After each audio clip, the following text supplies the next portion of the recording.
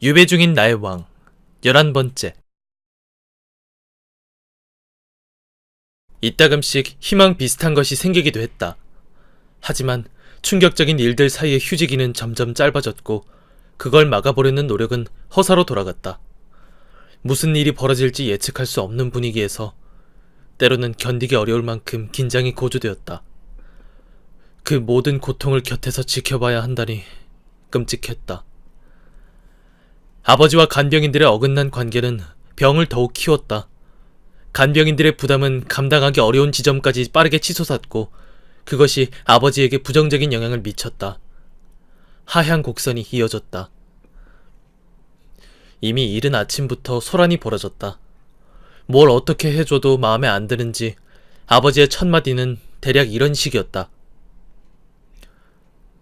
여기서 내가 얼마나 푸대접을 받고 있는 줄 아느냐? 그런 어조는 하루가 다 가도록 달라지지 않았다.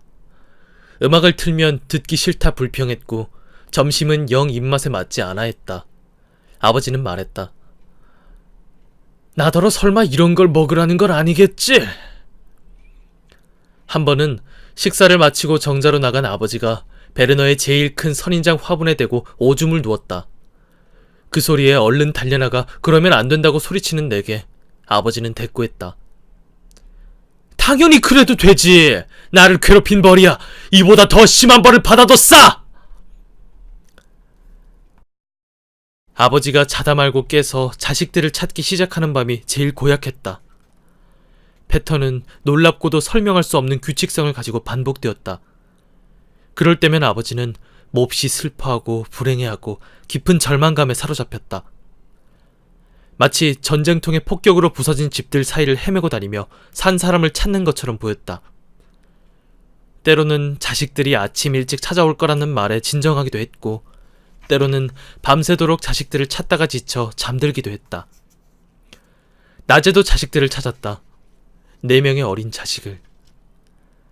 아이들은 침대에도 없고 그 밑에 숨어있지도 않았고 욕조에 앉아있지도 장롱한 셔츠 뒤에서 키득거리고 있지도 않았다. 아버지는 자식들을 하나도 찾을 수 없어서 너무 불행했다. 아버지는 말했다. 아이들이 어디로 끌려갔는지 안 보여. 오랫동안 찾아 헤맸는데 혹시 찾는 걸 도와주지는 않을까 온갖 곳에 수소문도 해봤는데 언젠가 다시 만날 수 있을 거라는 희망이 이제 없어. 내가 자식들은 틀림없이 잘 지낼 테고 다들 결혼해서 아이도 낳았을 거라고 하자 아버지는 말했다. 네 말이 맞을지도 몰라. 하지만 난 이제 안 믿는다. 아버지는 무슨 생각을 골똘히 하는지 눈살을 찌푸렸다. 그러더니 다시 집게 손가락으로 거실 장롱을 가리키며 사람들이 아이들을 그쪽으로 데려갔을 거라고 넘겨짚었다. 아이들이 도대체 어디로 갔을까? 아이들이 없어졌어, 사라졌어. 아이들이 없어졌어, 사라졌어. 블라스타와는 잘 지낼 수도 있었다. 그런데 그녀의 어머니가 몸져 누워 딸에게 전화를 걸었다. 집안에 엄마가 알아 누워 있는데 오스트리아에서 생판 남을 돌보다니 어떻게 그럴 수 있느냐고 말했다는 것이다. 안나는 아주 영리한 데다 온갖 정성을 다했는데도 아버지와 유대감을 쌓지는 못했다. 이상하게 자꾸만 일이 꼬였다. 안나와 같이 산책하는 중에 사람들이 옆에 있는 여자는 누구냐고 물으면 아버지는 늘 짜증나게 만드는 멍텅구리 여자라고 대답했다.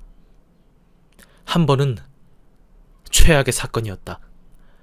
아버지가 안나의 목을 자르는 신용을 해보였다. 안나는 아버지가 서랍에서 칼을 꺼내올까봐 무서웠다고 했고 나는 당혹감을 감춘 채 심각하게 받아들일 필요가 없다고 했다. 하지만 나라고 장담할 수 있겠는가? 그래서 이렇게 덧붙였다. 아버지는 환자예요. 조심하면 아무 일 없을 거예요. 혹시 위급한 경우가 벌어져도 아버지는 힘이 없고 민첩하지도 않아요. 그걸 위로라고 하다니.